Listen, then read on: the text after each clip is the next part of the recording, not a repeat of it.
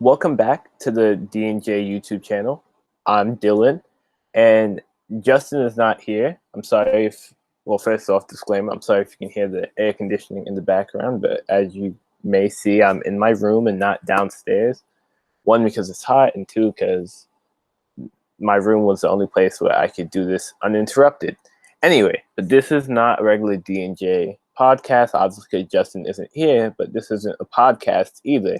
It's a new segment that is going to be called the Livid Room, and basically it's stuff that I am angry and or passionate about that can be broken down into a bite-sized setting, like that isn't a podcast. So it's for the people who don't really tune in to the podcast but still want to hear people talk about certain things, this would be the segment for you.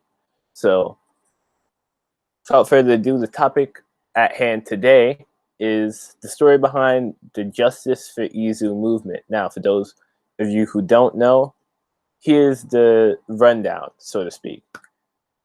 So this person on social media named Nani made a post about a list of abusers, and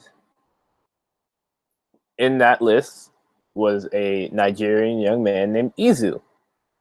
Now, Izu then DM'd Nani asking what he did, because to his knowledge, he hadn't harassed anybody. Nani said that the only thing that he'll disclose is that it was not physical. It was some sort of verbal harassment and abuse. Now, Nani's original tweet got Izu a lot of backlash and a lot of hate, even though he didn't, to his knowledge and to anybody else's knowledge, he did no wrong.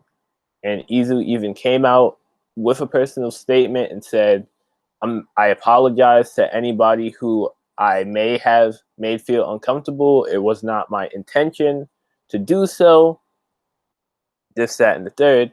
And he ultimately ended up killing himself, with his last tweet being, "If you're reading this, I'm dead, LOL," because of the backlash that he faced. And a friend later came out to light and said that Izu was innocent.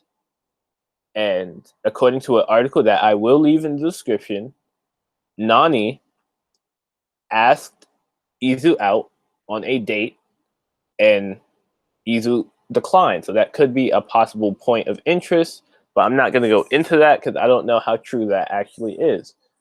And to be fair, I don't know how true any of this is. The only person who knows is Nani. But if what is being said is true, that these allegations are false and Izu was a completely innocent man being accused of something that he didn't do, then we have to address an issue in the terms of false rape allegations. Now, false rape allegations have not been something that have just popped up. You know, it's been something that's been around for a long time. Look at the case of the case of Brian Banks, or the case of the Central Park Five. If you want to look at cases that have really impacted the lives of many men, but false allegations aren't only about men. I'm sure there's lots of women who face false rape allegations too. But the point is that in today's age of the Me Too movement and social media, false rape allegations have been weaponized to the point where it not only, one, makes people scared to tell their stories, but invalidates the ones that are actually true. Because people, and I guess rightfully so, will take a case like this and be skeptical of all other rape allegations. And I feel like, to an extent, that is how it should be, unless we have concrete proof that the person being accused has actually done it on account of, like, that's a tricky situation, because obviously if they're coming out and being so strong about this, then what reason would they have to lie? But at another token, people will take that, meanwhile not being sure for themselves that the person being accused actually did this thing, and then go and terrorize them, call them certain names, when for all you know, it could be somebody like Izu who is allegedly innocent. That's the thing. I don't even know. But for the amount of outpour that he has gotten, I can only assume that they wouldn't be doing this for somebody who did something of sorts.